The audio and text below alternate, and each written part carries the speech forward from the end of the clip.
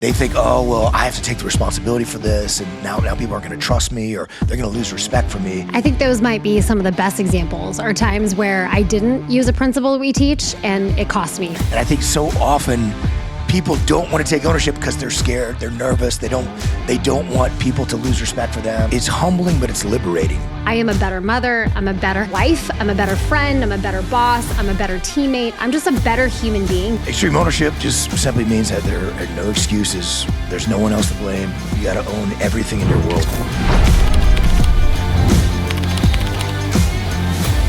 Okay, so we're here doing a podcast. For episode 1, if that's what we're calling this, we have to at least give everyone an understanding of the core principle, the foundation to everything we teach, the principle you wrote about in Extreme Ownership, that mindset right there, extreme ownership. So what is it? Extreme ownership just simply means that there are no excuses. There's no one else to blame. You got to own everything in your world, and not just what you're responsible for, but every single thing that impacts your mission.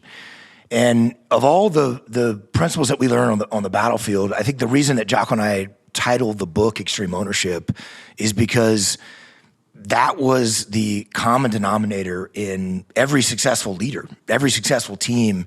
They took extreme ownership. They didn't point fingers. They didn't cast blame. They didn't make excuses. They got problem solved. And it wasn't that they were perfect, but they got better and better and better as a result. And we just saw the power of this concept of extreme ownership. We saw it on the battlefield with SEAL units that we serve with Marine and Army units that we serve with, and now we see it throughout the business world in just about every industry. And we see it, the impact that it has in people's personal lives as well. Yeah, I remember when you sent me the manuscript to Extreme Ownership. I had just started with you guys, and I had heard a little bit about this mindset because you guys had talked about it. I'd heard you teach once or twice with a client, but you sent me the book, and I remember thinking there's so much in this book that are things I already knew to be true about leadership. We got to work as a team. We have to delegate effectively. We have to keep our emotions in check. There was so much in there that I thought, yeah, these are kind of things I already know to be true about leadership. But that first chapter was an absolute game changer for me. That first chapter, this mindset of extreme ownership, started to change the way that I looked at everything in my life. So now, as an instructor at Echelon Front, I always tell clients, I teach this not from because it's my job. I teach this because I know for a fact this principle works. Because I know in the 11 years I've been working with you and been a part of this effort, I am a better mother, I'm a better wife, I'm a better friend, I'm a better boss, I'm a better teammate. I'm just a better human being because I'm not looking through this lens of these aren't my problems, this is someone else's fault, but instead through this idea of, no, I can take ownership of every single thing that impacts my mission and solve it. And it's been liberating and freeing in so many different ways. And it's why I'm so passionate to talk about this mindset, because I've seen not only for myself, but for all the people we get to work with, how when you really take ownership in your life, you can solve the problems that you're facing. And that's what I think people struggle with, is the idea of it hurts, it stings, it's hard sometimes, but what's on the other side? And on the other side of ownership is absolute, we used to say domination in your battlefield. It's absolute victory. You can solve the problems. It's not easier. It's definitely difficult, but you can find the solutions you're looking for. The biggest hurdle is ego, right? That's the biggest hurdle. And that first chapter in Extreme Ownership, I remember talking with Jocko. That was not the original first chapter. And I said, look, we need a hard-hitting combat example in the book. And I can't imagine a better example of when you stood up in front of the entire task unit and took ownership of this horrible friendly fire situation that happened. And Jocko's initial reaction was he didn't want to put that in there. But because he's a good leader and he kept an open mind and we talked about it and he thought through it and he wrote the chapter. And I think the book would not be the book without that, right? Because it's when it's hardest to take ownership of stuff, when there's real consequences, when there's real embarrassment and there's real responsibility and there's that bears down on you in a huge way. And I think it also affects your ego. And when you put yourself on report for something bad that happened and you take responsibility for it, I think it was an incredible example to be able to share with the world. And obviously it applies, across the spectrum to business, to life. in every aspect. I'm so glad you convinced him to include that, because that book is not the same without that first chapter. That first chapter, I think for a lot of people, was the game changer of the light bulb of this is different than the other things we've heard out there in the world. It really was the game changer for me. The question I think a lot of people ask is what does it mean? So we understand we take ownership. It means you don't point fingers, you don't blame other people, you take ownership for all these problems that you're facing, but what does it actually look like? So if you're telling a leader right out the gate, okay, I want you to start taking ownership of your life, what does that mean in the small little practical ways in their day-to-day? Well, number one, I think probably the best description to help people understand is let's talk about what it doesn't mean, right? And I think understanding what it doesn't mean is reading a book like Extreme Ownership, realizing that you got to take ownership of your problems, and it's so easy to see the failure in everybody else's life. So if I can think, Jamie's making excuses, Jamie's pointing fingers, Jamie's casting blame, you need to start stepping up and taking ownership. So I come hand you the book, Extreme Ownership, and say, hey, you need to read this. And it's actually the opposite of extreme ownership if I do that, right? Because what I'm saying is if we have some frictions, or I feel like you're not doing what you should be doing, or maybe I'm not getting the support that I need if we work together, and we're peers, then I'm putting all the blame on you. I'm pointing fingers at you. I'm casting blame on you, which I can't control you. I can only control me. And so what that does is put me in a situation where I can't actually solve the problems. And so what I actually have to do is to say, if we don't have as good a relationship as we should, then I got to take ownership of building a better relationship with you, putting my ego in check, going and talking to you, trying to work to build that better relationship. Same thing, if I feel like I'm not getting the support that I need from you, I got to go and actually take ownership of not understanding what it is that you have going on, what priorities that you're actually dealing with, maybe not communicating to you in a more effective manner. And if I do those things, I'm so much more likely to actually get that problem solved rather than just blame you and say you're not doing your job. You need to start taking ownership. So I think that's a tough one for people because it's so easy to see in everybody else, me included. I could see it so clear in everybody else. And within ourselves, it's so hard to see because our ego blocks that. Our ego wants to make excuses. Our ego wants to, well, that wasn't really my fault. Or if I screw up, that was just a minor issue. But if you screw up, that's a giant character flaw and you need to fix yourself. And I think that's kind of human nature that we all kind of look through that lens. Yeah, you gave me one of the best examples really early on at Echelon Front of what ownership looks like in those small ways. Because I think the first chapter, obviously the way Jocko was taking ownership in that situation was a massive deal. And so you see it very clearly in that situation, but where we don't always recognize it is in the small little interactions we're having and the ways we can take ownership of those things. And so early on, when I first started working with you, I was booking, I had raised my hand and said, hey, Leif, I can start booking travel. I was looking for ways to add value, ways to help.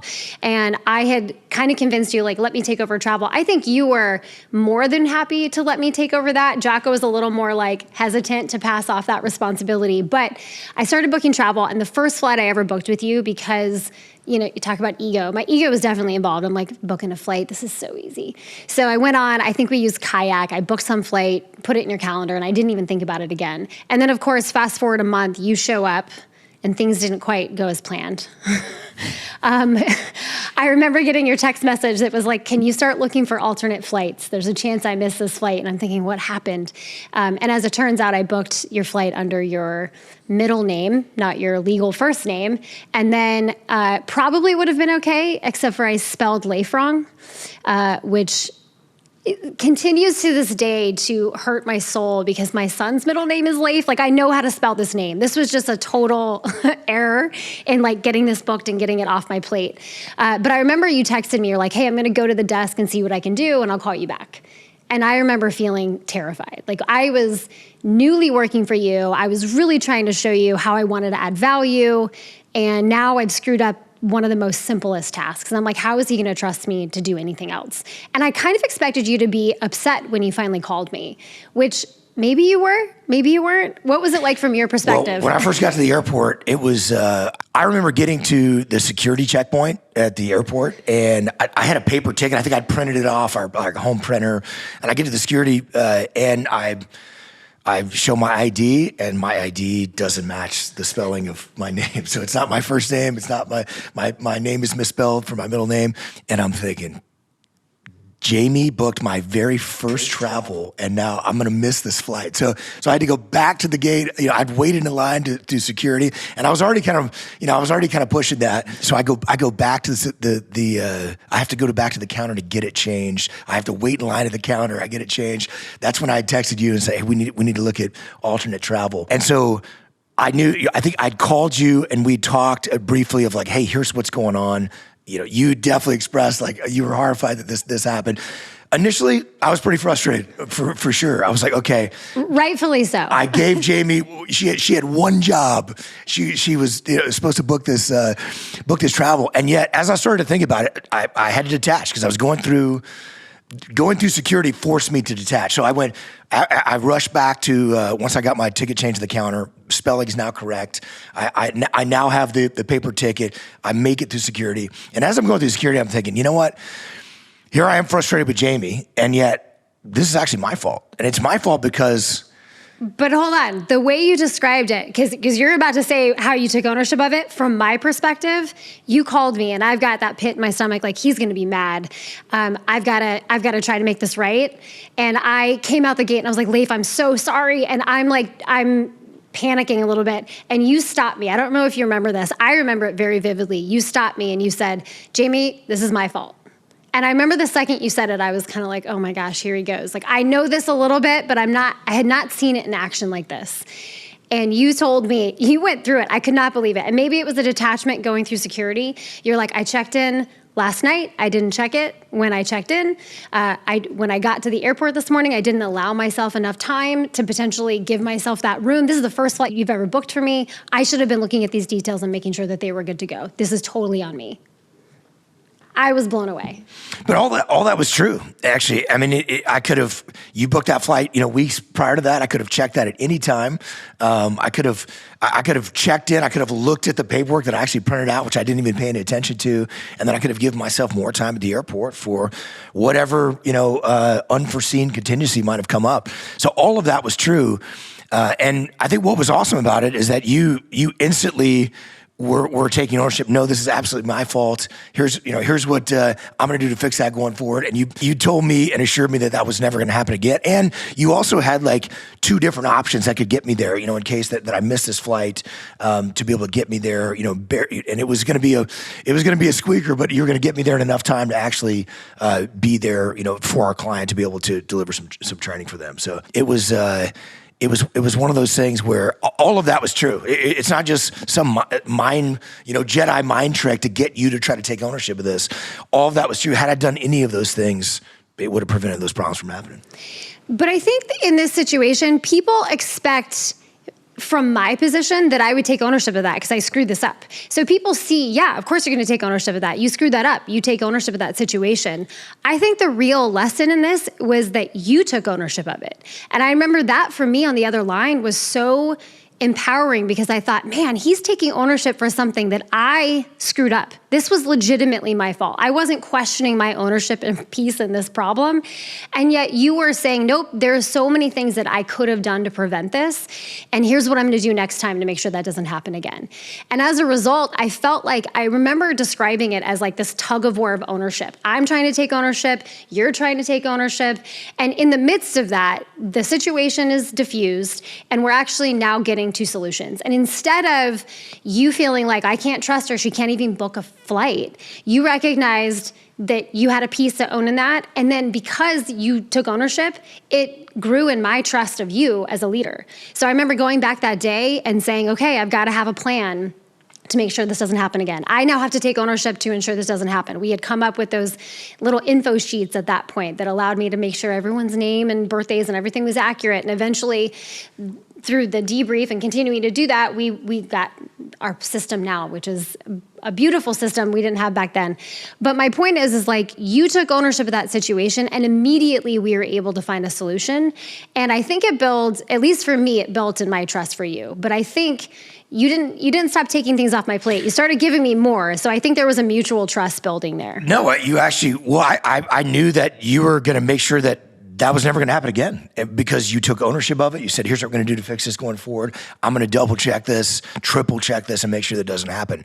And that built my trust in you. And I think that's often what prevents people from taking ownership. They think, oh, well, I have to take the responsibility for this, and now people aren't going to trust me, or they're going to lose respect for me, or maybe I even might get fired. If I take ownership for this, if it's something that's really bad, that happens, and yet it's generally the opposite, because I knew that my trust in you grew because you took ownership to make sure that didn't happen again. And it never did happen again, has never happened again, in the 11 years that you worked at Echelon Front. And so because that trust grew, we gave you more, and you've grown to be the chief operating officer at Echelon Front with a company with 50 employees. And, we work with thousands of leaders all over the world and across the United States, which is quite a position of leadership and responsibility. And I think so often people don't want to take ownership because they're scared, they're nervous, they don't want people to lose respect for them, or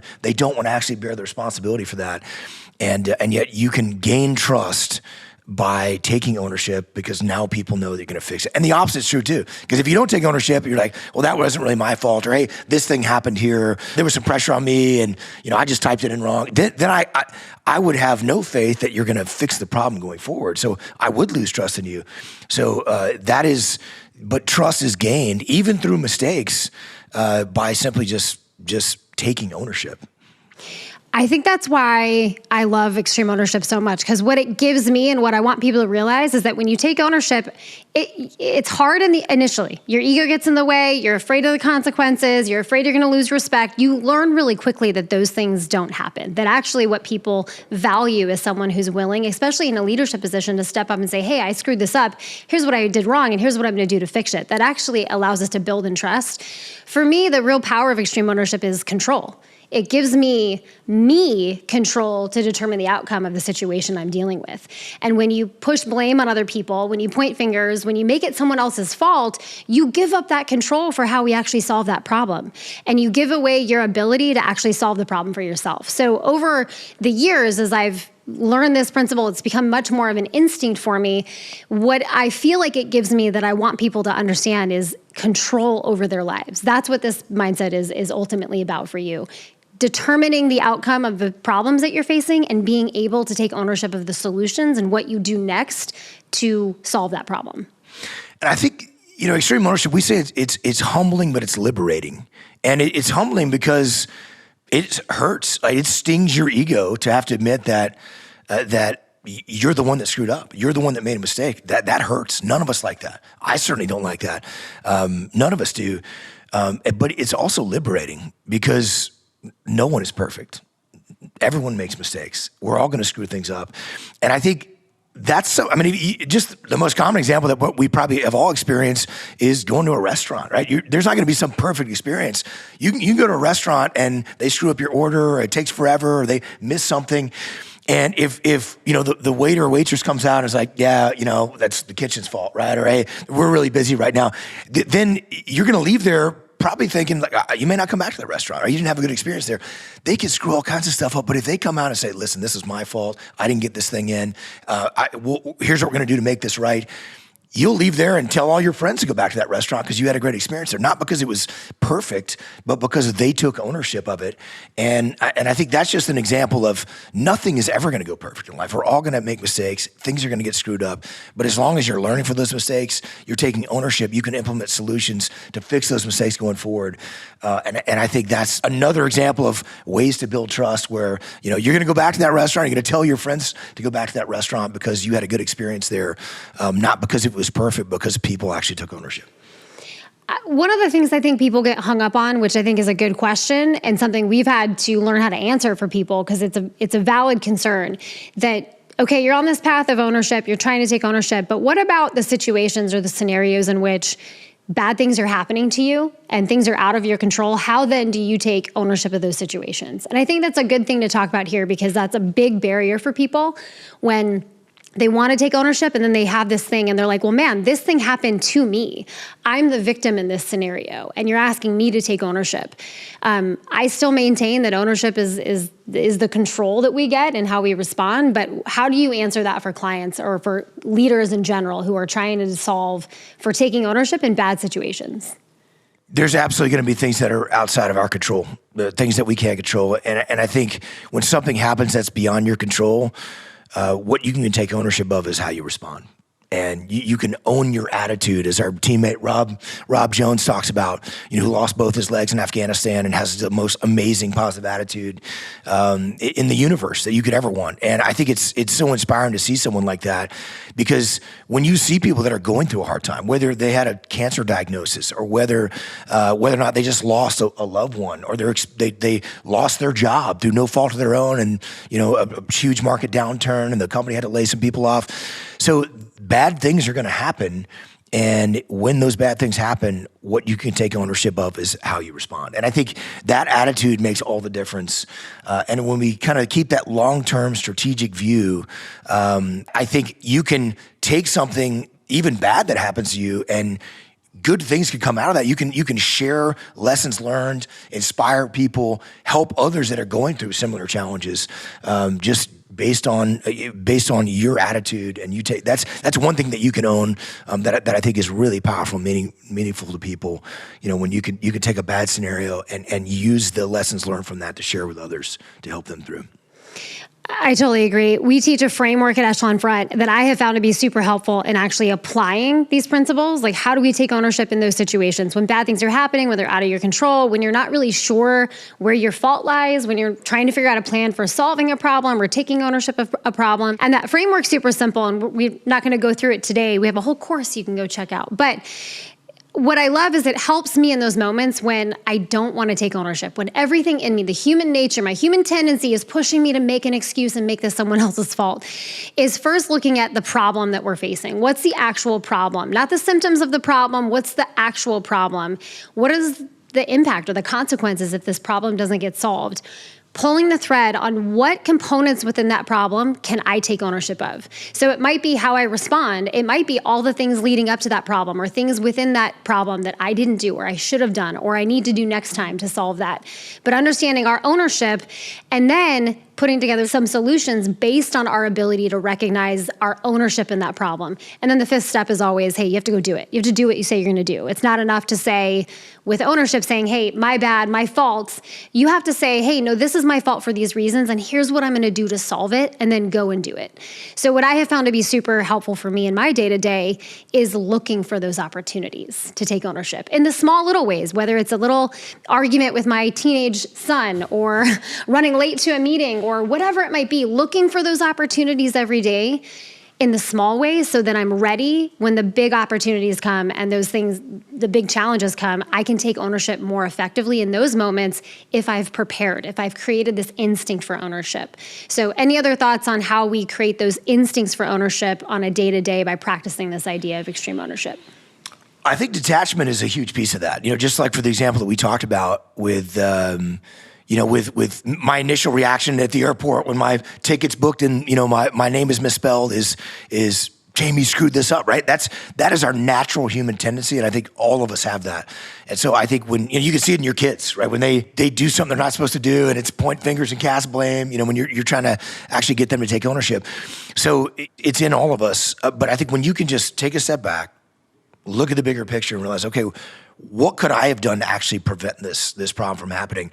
And you and I have talked to leaders before, I'm thinking about one guy in the energy sector in particular that we had a long conversation with. We were working with the company and talking to him about this concept, and this leader kept it's this, what you don't understand is this person's fault. It's this person's fault. It's not my fault. It's not my fault. And so I think the ultimate question I think I asked that leader was, so you're telling me that you are at the absolute optimal human performance, and there's nothing that you could do to have built a better relationship with someone, to communicate it more effectively, to make sure that your team actually understood the strategy. And of course, when we ask that question, he couldn't say yes, right? No one is at the absolute optimal human performance. We can all improve. We can all get better. And so there's always things that we can do. And I think, as you said, it becomes habit. You start to think about it more. Our initial reaction, particularly on the home front for me, is always a challenge. And, when I get frustrated with my wife, Jenna, or say, she should have done this, or we need to do this better. The we. The we, yeah, the we, the royal we. And even if I'm thinking about myself, like she's interpreting that as like, oh, you're saying me. You're saying me right now. And so she reminds me that I wrote a book called Extreme Ownership and I should start taking some. So this affects all of us. It happens to all of us. But again, when you screw it up, all you got to do, take a step back, take ownership, say, okay, that was my fault. I shouldn't have let that happen. I lost my cool there, or I got emotional. Here's what I'm going to do to make sure that doesn't happen going forward. And it makes all the difference in the world. All the difference in the world. So we could talk about this for 75 episodes and still not cover all there is to cover about extreme ownership. But what I really want for these episodes is to leave people, we call it an IAD, or an immediate action drill. And for this particular one, to help people start to build this mindset of ownership, this instinct for ownership, is to first think about a certain situation that you're dealing with and identify, hey, I am blaming someone else for this situation. And then put your ego in check, put your emotions in check, and write down 3 things that you can do to take ownership of that problem. Any other thoughts on this immediate action drill to help people actually start applying this idea of ownership in their life? Well, immediate action drills are super important because if you don't, it's great to understand this concept, but as you said, if you don't actually go and take and do this in your life, it doesn't matter. It's you understand the concepts, but you actually haven't put it into action.